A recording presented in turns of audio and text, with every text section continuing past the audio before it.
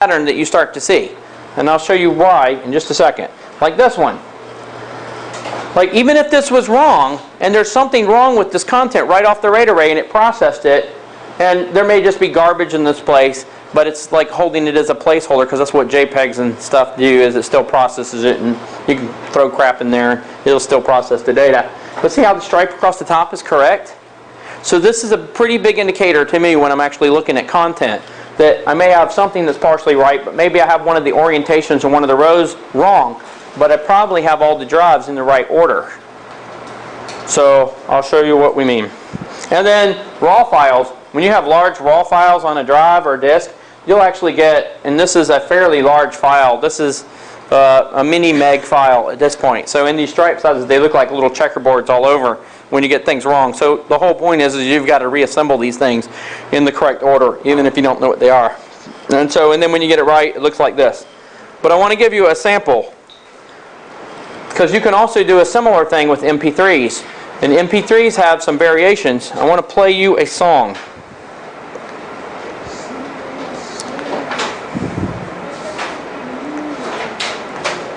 Hang on a second.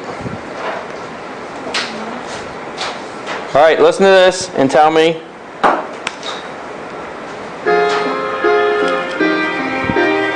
This is all for real rate array, so.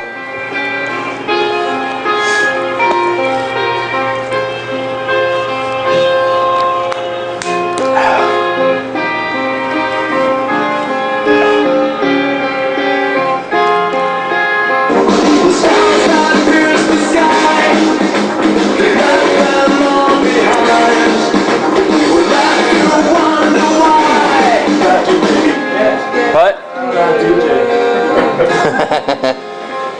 So now I want you to also know like certain ththings that happen with like MP3 files, because there are some things you can do like variable bitrate compression, right? So your slice size may be dependent on how much sound is actually in that. Like the segment from Aerosmith is longer than the segment.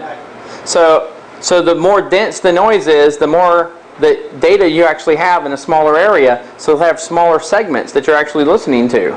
So quieter and piano music will be longer than what you'll actually hear for other things in the segment with the density if they're using variable bit rates and things like that. So sometimes we actually listen to music or something else if we can't find something.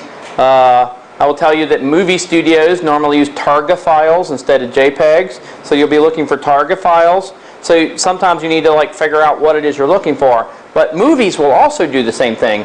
If you took two movies